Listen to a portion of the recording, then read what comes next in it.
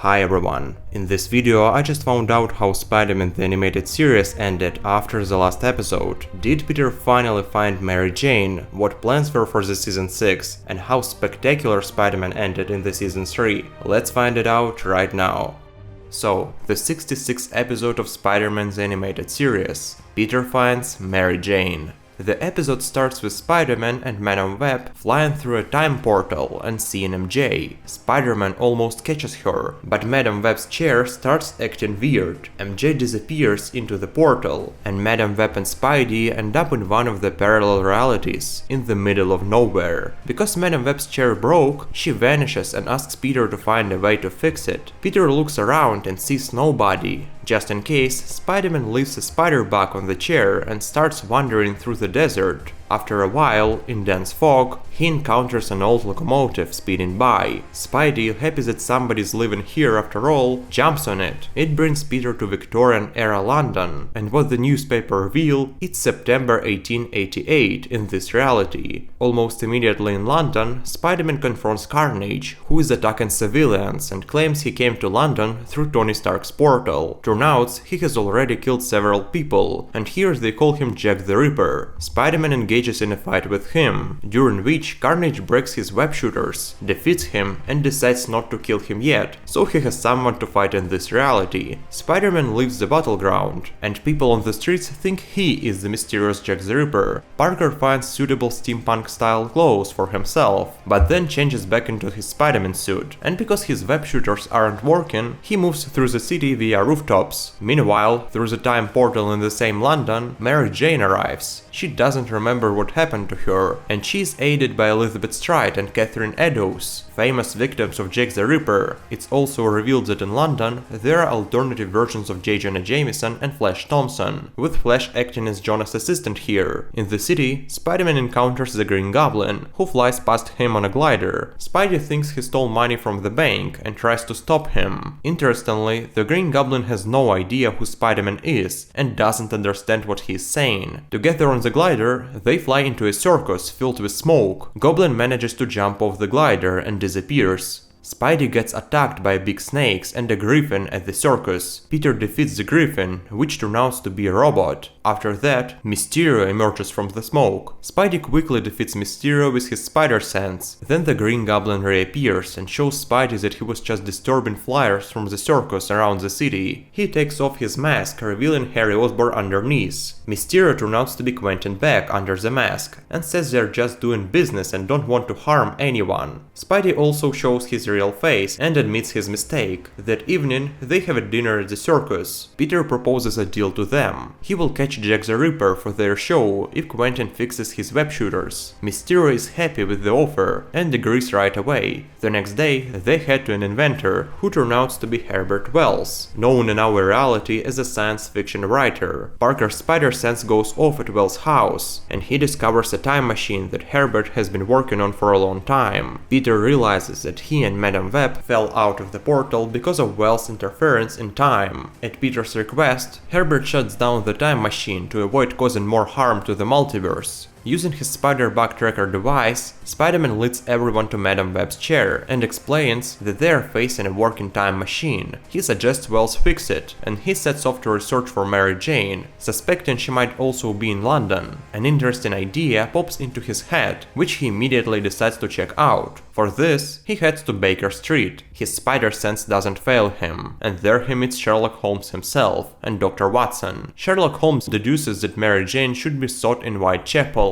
an area of London. Peter thanks the detective and leaves. Holmes and Watson decide to follow Peter, thinking he looks suspicious and is hiding something. From afar, they see Peter climbing up a wall, and after that, they also decide to head to Whitechapel to figure out what's going on. In the evening, Mary Jane, Elizabeth, and Catherine also arrive in Whitechapel, hoping Mary will finally understand how she ended up here. J. Jonah Jameson and Flash also head there, busy writing a story about Jack the Ripper. Mary meets Flash Flash Thompson and is very happy to see him. However, Flash doesn't recognize her. Elizabeth and Catherine decide to leave her to talk to Flash and continue on through Whitechapel. Carnage attacks them and brutally kills. Right after that, he attacks Flash and Mary, but hesitates when he sees and recognizes Mary Jane. Finally, Spider-Man himself appears in Whitechapel. He takes off his mask, says he is Peter Parker and kisses Mary Jane. After that, her memory returns. Carnage attacks Spider-Man, kidnaps MJ and flies away with her. He dashes across the rooftops of London while MJ tries to escape the monster's clutches. Suddenly, a portal appears in front of them, from which emerges a terrifying giant spider. The spider leaps onto Carnage, causing him to fall on the ground. Mysterio emerges from the smoke. 6 enormous demonic creatures emerge from the dense fog around them. Spider-Man arrives. Suddenly, Mysterio gets shot, and he grabs his arm. It turns out to be J. Jonah Jameson who shot him. He is glad he got his gun back, and says he will rid London of monsters and put an end to the series of killings in Whitechapel. But Jameson is stopped by Sherlock Holmes and Dr. Watson. Because Mysterio was injured, his demons disappear one by one. Carnage realizes it was an illusion, grabs Mary Jane and flees. Quentin asks Spider-Man to ignore his wound and continue chasing Carnage. Peter webs up Jameson so he won't harm anyone else and sets off to find Mary Jane with Carnage. Inspired by Sherlock Holmes' deduction, he figures out where he can find Carnage, on Tower Bridge, where he heads. Spider-Man climbs one of the towers, and turns out to be right. Carnage comes to him, holding Mary Jane. After a brief conversation, Carnage throws MJ off the bridge. In the air, she is suddenly caught by the Green Goblin on his glider. Spider-Man and Carnage start fighting on the bridge, during which Carnage manages to tie up Spidey with his symbiote. Suddenly, a goblin bomb explodes near him and Carnage, and the villain falls down. Spider-Man manages to escape. He comes up with a clever plan. He jumps off the bridge and swings through the streets of London on his web.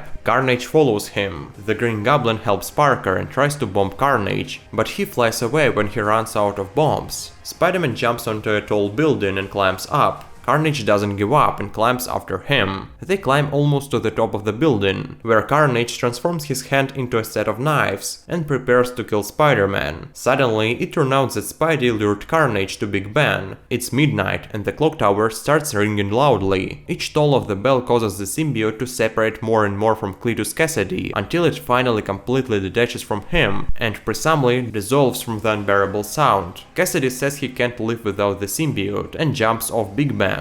Spider-Man, not expecting this turn of events, tries to catch him with his web, but misses. Cassidy falls into the River Thames. Spider-Man thinks that Cassidy is dead. He then retrieves the camera he had previously placed on the tower, which had been taking pictures all this time. He plans to develop the photos with the so-called Jack the Ripper and Herbert Wells, and give them to Quentin and Harry for their circus as a reward for their help. At night, Peter and Mary Jane come home to Herbert Wells. It turns out that Quentin is in the hospital and Harry is looking after him. Jameson, on the other hand, ended up in the police station, where he was escorted by Sherlock Holmes and Dr. Watson. Herbert Wells says he seems to have figured out how Madame Web's chair works, and turns it on. At that moment, spider sense starts tingling. Everyone turns around and sees Carnage, who survived, breaking into the house through the window. He takes Mary Jane hostage and explains that the symbiote found its way into the Thames, where it saved Cletus from death. It restored his strength, and then Carnage followed Spidey to Herbert Wells' house. Carnage sits in Madame Web's chair, holding MJ hostage. He presses the buttons and the chair starts vibrating heavily, which clearly doesn't sit well with his symbiote. Mary Jane manages to break free, and she runs to Peter. Carnage grows larger, his body starts flickering, and he becomes transparent. Eventually he explodes and disappears. However, the chair remains intact and undamaged. Moments later, Madame Web appears in the chair. She explains that after it was activated, the chair found her across the entire multiverse and brought her specifically to this dimension. It turns out that Carnage was torn apart, because only Madame Web can control the chair. Peter takes off his mask, saying he still can't believe he found Mary Jane. They kiss each other. Together, they are once again sucked into the time vortex. Suddenly, Peter Parker and Madame Web find themselves outside of time and space. Madame Web tells him that Mary Jane has been safely taken home. She wanted to show Spider-Man something. Many oval rifts appear around them, through which various parallel universes can be seen. In each of them, there is a Spider-Man. Madame Web shows Peter the reality where Spider-Man is Miles Morales, the reality with Spider-Gwen, and the one where Spider-Man is Aunt May. Madame Web says that in all realities, spider abilities turn people into heroes who protect the weak and innocent. She asks Peter not to forget that with great power comes great responsibility,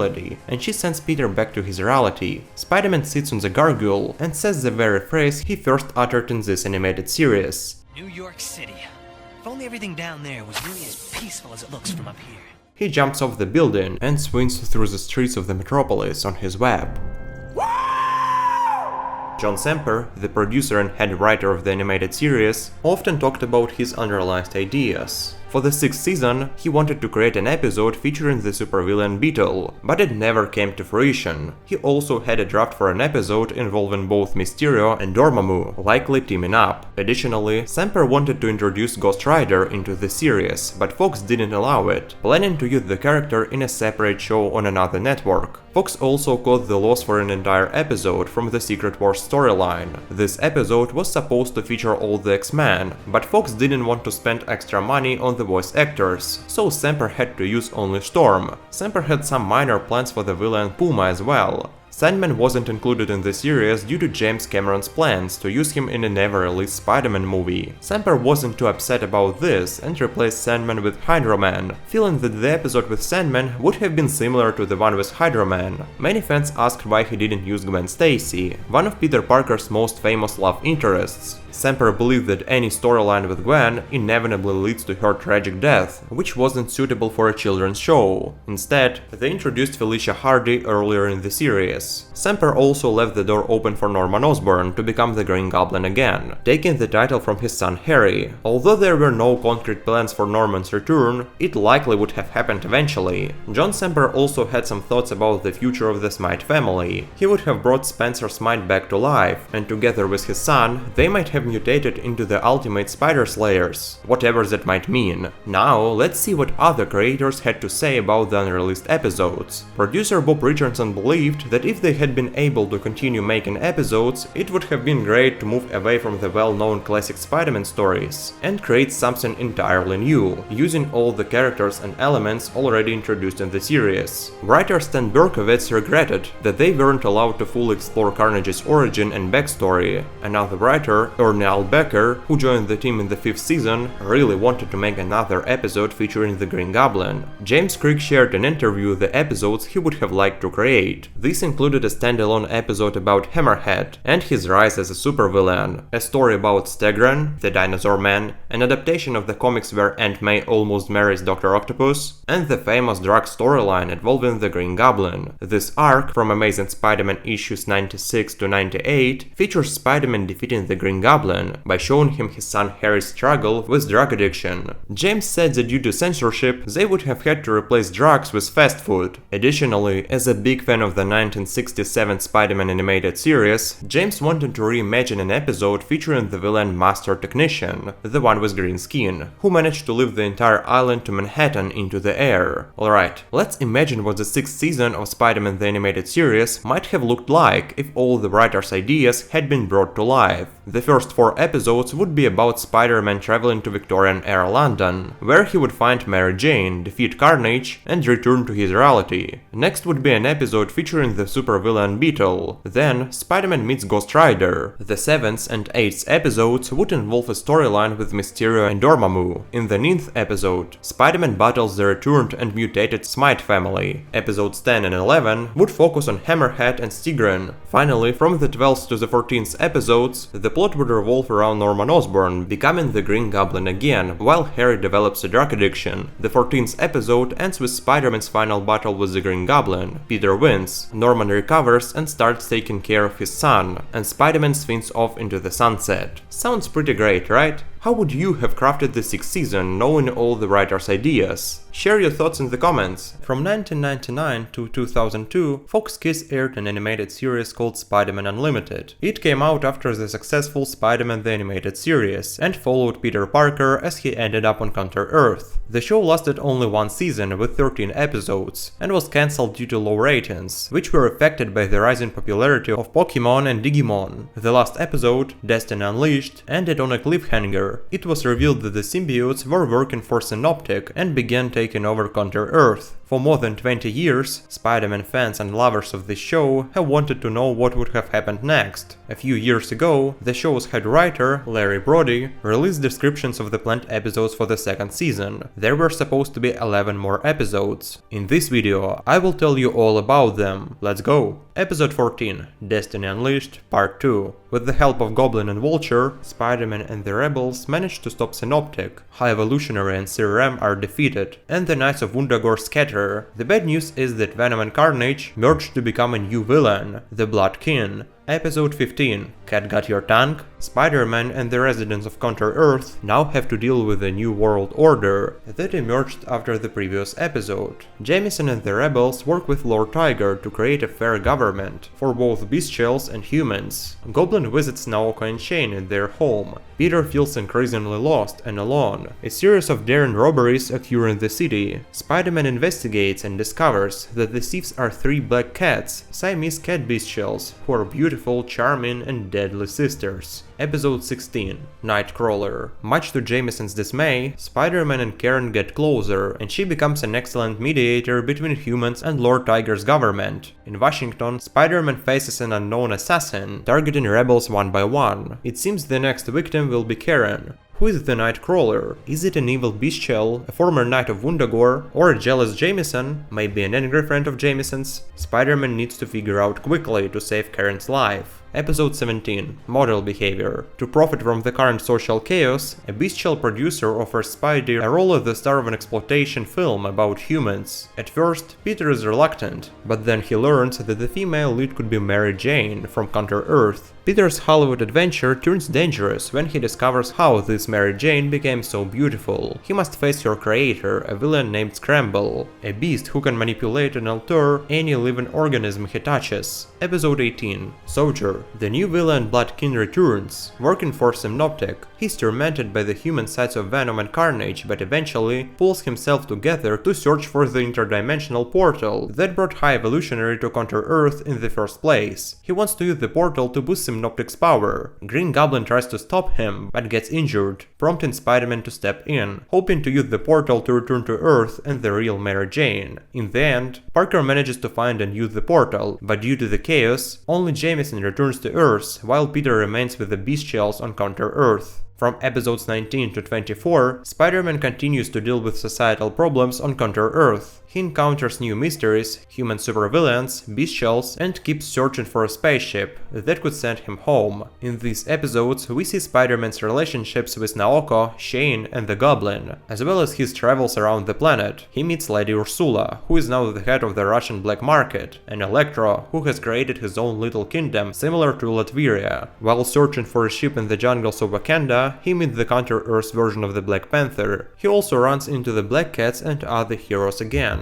Eventually, as the relations between the bestials and humans improve, and everything seems to be going well, High Evolutionary and CRM appear, now more angry and powerful than before. In the final 2 action-packed episodes, Spider-Man makes a comeback after a tough defeat, and finally beats the villains for good. He then heads back home, to his loved ones, who he has missed for so long. In the final episodes of Spider-Man Unlimited Season 2, the show dives deep into Spider-Man's complex relations and his ongoing battle to return home. Throughout the second season, he forges stronger bonds with Naoko, Shane, and the Goblin while exploring different regions of Counter-Earth. His encounters with characters like Lady Ursula, Electro, and the Counter-Earth Panther reveal new alliances and challenges. As the series progresses, Spider-Man's determination to find find a way back to Earth intensifies. Despite facing numerous obstacles, he continues his quest, driven by the hope of reuniting with his loved ones. So his adventures lead him to formidable foes, including the reappearance of the High Evolutionary in CRM, now more vengeful and powerful than ever. In the final 2 episodes, Spider-Man faces his most challenging battle yet. The stakes are higher, as the bestials and humans finally start to understand and cooperate with each other, working towards a peaceful coexistence. However, this fragile harmony is threatened by the return of High Evolutionary and CRM. In a series of intense battles, Spider-Man, with the help of his allies, manages to defeat the villains once and for all. With High Evolutionary and CRM defeated, Counter-Earth begins to rebuild and heal. Relations between bestials and humans continue to improve, laying the foundation for a more united society. Spider-Man, having played a crucial role in these changes, finally discovers a way to return to his Earth. In a bittersweet farewell, Spider-Man says goodbye to his friends he made on Counter-Earth, knowing he has left the planet in a better state. He steps through the portal, his heart filled with anticipation and hope. As he arrives back on Earth, he is greeted by his loved ones, including the real Mary Jane, bringing a heartfelt and emotional conclusion to his journey. The season ends with Spider-Man reflecting on his adventures and the friends he made along the way. Though his time on Counter-Earth was filled with challenges, it ultimately made him a stronger and wiser hero. The final scene shows Spider-Man swinging through the familiar streets of New York City, ready to face whatever challenges lie ahead,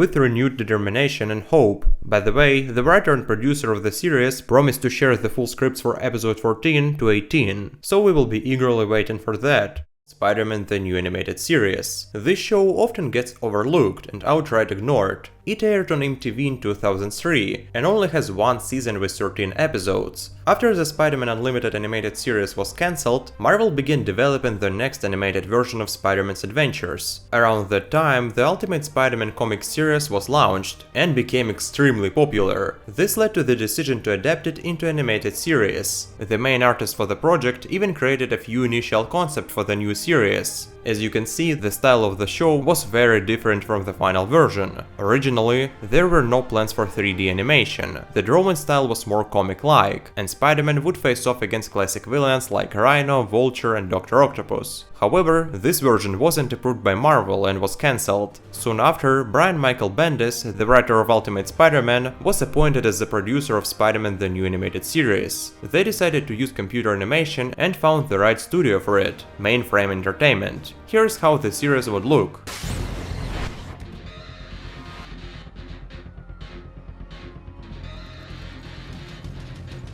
It felt more like a video game than an animated series. The final version definitely looks better. Unfortunately, the series had a rather sad ending, especially considering the creators had plans for a second season. The director, Brendan Vietti, had finished the script for an episode featuring Mysterio, who was set to appear in the second season. He also wanted to tell more stories about Kraven the Hunter, and create a plotline involving a showdown between Spider-Man and Vulture. One of the best episodes, in his opinion, was the second one, featuring the character Shikata, who he also hoped to use in the second season. Other creators of the series, including Brian Michael Bendis, wanted the new episodes to be closer in spirit and story to the classic Spider-Man comics. A few years ago, David Hartman, who was responsible for character design and served as the director for the series, expressed his regret that the show ended on such a tragic note and that the second season never happened. He recalled that the team planned to make Harry Osborn the Green Goblin and further develop Kraven the Hunter's storyline. Sadly, none of these plans came to fruition. The series had poor ratings, and MTV chose not to renew it for a second season. The second film in Sam Raimi's trilogy of course did not consider the events of the series, so it can be assumed that all of this happened in some parallel universe, a rather tragic universe, where Peter really did stop being Spider-Man by his own choice. Over the past 20 years, Spider-Man: The New Animated Series has gradually gained a loyal fan base. Some of these fans wanted a continuation so badly that they decided to create it themselves. Yes, really, a fan-made second season of Spider-Man: The New Animated Series. You might have heard about this fan-driven project before, which for a long time didn't progress beyond the idea stage. But now, the same team that once announced they would create a fan-made second season has started releasing render models, initial animation tests, and posters. Let's break it all down. It all started when this team released their first video, just 15 seconds long. on, showcasing their 3D skills. Amazingly, the Spider-Man model really does resemble what we saw in the original series. The team showed how Spidey looks in both daylight and nighttime settings, and they also presented animation of his lenses. That's where they encountered some issues. The web texture was moving along with the eyes. Let's dive into all of this and see what they have been up to. 3 months later, the fans released an updated version of the model. The previously mentioned issues were fixed, and the lenses worked properly. They also changed the chest logo and tweaked various small details. Now the model looked very smooth,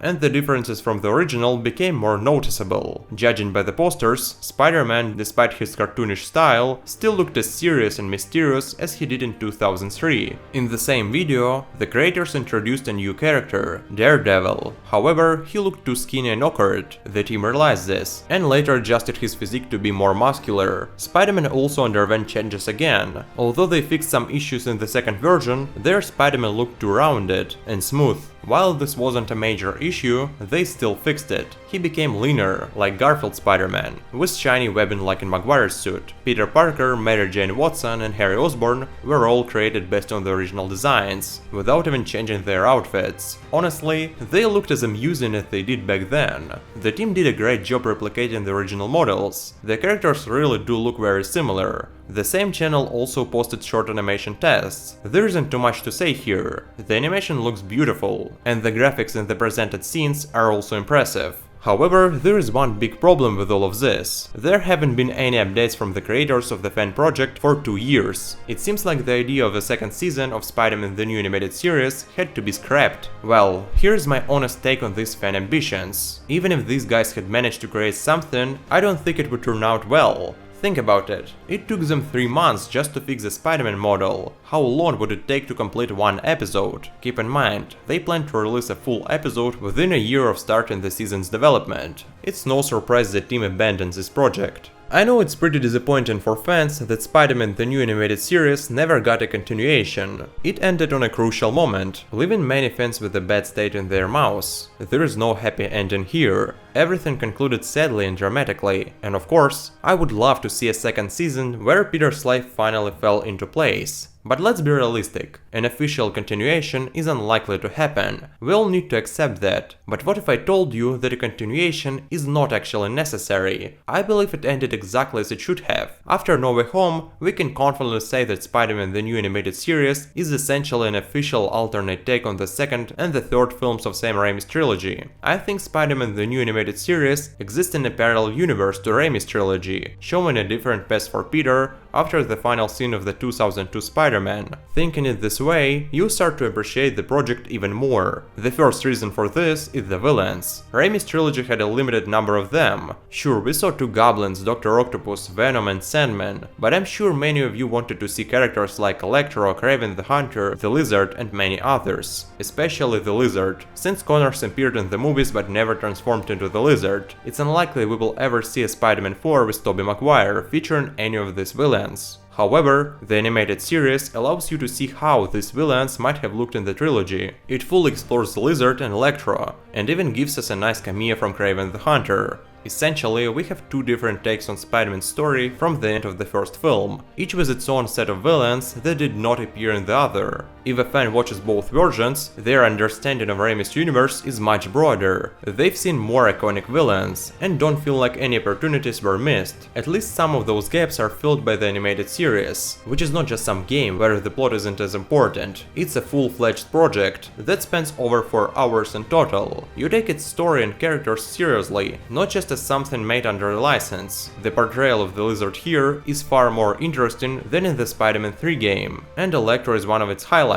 Max gets a significant amount of screen time, which will please fans who felt his absence in the trilogy. It's the only way to see how he might look in this universe. The second reason is Peter Parker's personal development. In both versions, it all comes down to a choice: Spider-Man or Peter Parker. This is a common and always intriguing question for the character. Much of his identity is built on balancing his two personas, and how one suffers from the other. The movie version chose Spider-Man. We saw him fall twice, once in the second movie and again when he was living with the symbiote. But he didn't give up and continued being the friendly neighborhood Spider-Man. However, things could have gone differently. There could have been people and events that broke him, making him choose Peter Parker. Spider-Man the New Animated Series showcases this brilliantly. Because of his Spider-Man persona, Peter traumatized his best friend, leading Harry to fanatically hate Spidey for his father's death. He also loses his connection with Harry, because Peter can't always be there. His secrets caused him to lose MJ, and he almost killed his beloved, because of a mistake. This is quite similar to the death of Gwen Stacy in the comics. The trilogy never explored this kind of storyline. But guys, what do you think?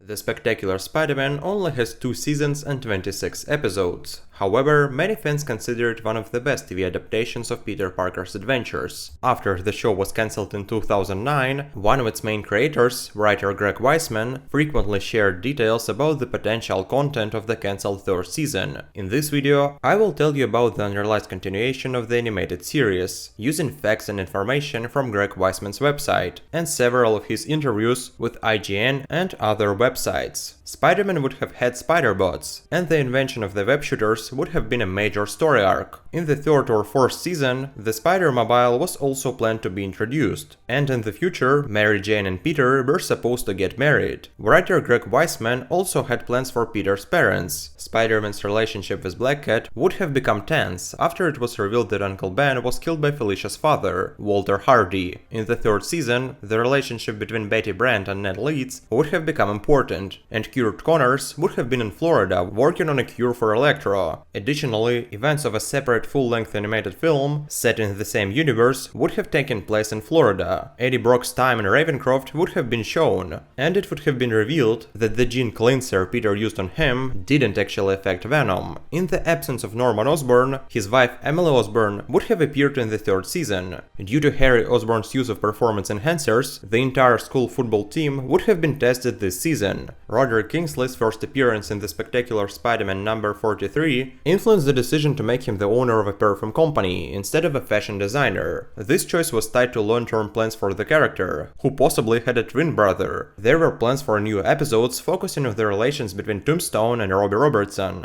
Greg Weisman also wanted to adapt the boxing scene between Peter and Flash from The Amazing Spider-Man number 8. Silver Sable would have been made more like her comic book counterpart, and Kraven the Hunter's transformation would have been significant for future episodes. Plans for Kraven were closely linked with Jonah Jameson, and the character Calypso was also said to be further developed. The 3rd season was supposed to introduce Hobgoblin, Scorpion, and Morbius. Meanwhile, the 2nd season featured notable characters like Morris Bench, Hobie Brown, Stan Carter, Meg Gargan, Cletus Cassidy, Roderick Kingsley, and Miles Warren. Greg Weisman repeatedly confirmed that these characters were set up to become Hydro Man, the Prowler, Sin Eater, Scorpion, Carnage, Hobgoblin, and the Jackal. The series could have also featured Crime Master after the Game War storyline, as well as Mr. Negative. Additionally, each season introduced a new version of the Sinister Six. Weisman planned to create 65 episodes about Peter in high school and then continue his story in college through direct-to-DVD films. Full-length animated movies were also planned for release on DVD between seasons. Now I will share 2 parts from interviews with the show's writers, Matt Wayne and Greg Weisman, where they revealed unique details about the 3rd season of The Spectacular Spider-Man. If the show had gotten a 3rd season, what would you have wanted it to be like? I would want the show to go spectacular, answers Matt Wayne. Maybe introduce Gravity or Nova as supporting characters. It seems like the 26 episodes tell a complete story with a few resolved cliffhangers. Did you always intend for these 26 episodes to tell a finished story that could be followed from beginning to end? Always, Greg replies. Of course, it's unfortunate we didn't get a 3rd season, but imagine how much worse it would have been if we hadn't even had a 2nd season. Thankfully we did. And while not all storylines were completed, we managed to bring most of our main themes to a logical, albeit open-ended conclusion. Are there any characters you would have liked to work with if The Spectacular Spider-Man had continued? Absolutely, Greg says. We would have continued to introduce new villains, supporting characters, and even superheroes over time. I previously mentioned that we would have included Hobgoblin and Scorpion. Can you hint at the direction the series would have taken if you could have carried out all of your planned ideas? How big were they? No spoilers, Greg answers. But we had some very ambitious projects. Big plans for Hobgoblin. Very big. The Spectacular Spider-Man is a beloved animated series that aired for 2 seasons from 2008 to 2009, gaining a strong fan following due to faithful yet fresh take on the Spider-Man stories. However, a 3rd season never materialized, much to the disappointment of its fans. If a 3rd season were to have been produced, it would likely have continued to build on strength of the first 2 seasons. This strength include well-developed characters, engaging story arcs, and a perfect balance between Peter Parker's high school life and his responsibilities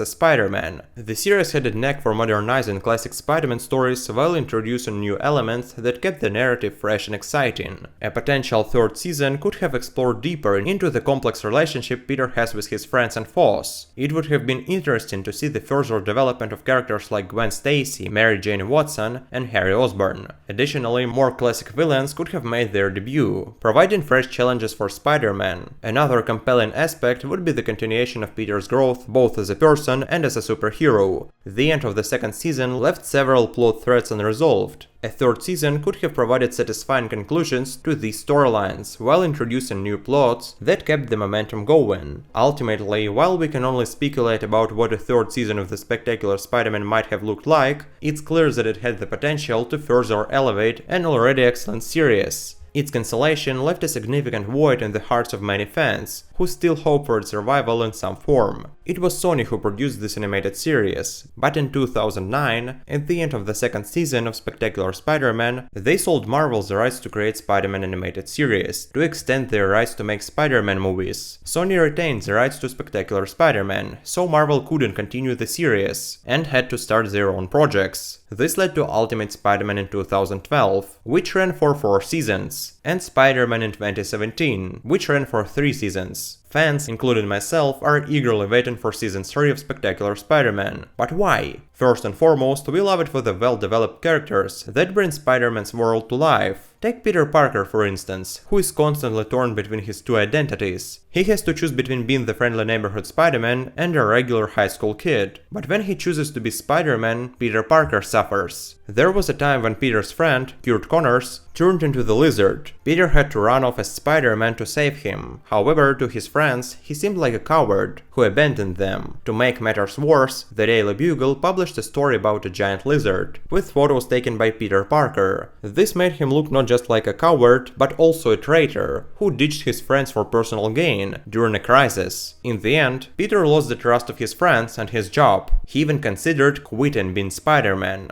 And let's not forget the awesome villains. Venom's arc is not only the best in the animated series, but also among all Spider-Man movies and games. Venom made Peter suffer a lot. Plus the Daily Bugle stormed in, with Jameson revealing Spider-Man's identity. Where else have you seen that happen? Then there is the intrigue with the Green Goblin's identity. Until the end of the 2nd season, we were sure that Harry was the Goblin, but it was all a trick by Norman Osborn to divert suspicion from himself. What about the art and animation? The style is definitely simpler compared to previous Spider-Man shows, but this simplicity allowed the creators to craft high-quality action scenes throughout the series. In conclusion, the show turned out amazing, with well-developed characters, a great storyline, and top-notch animation. But you, my dear viewers, click on the like button, subscribe to the channel, and write what you think about it in the comments below. We'll see you soon!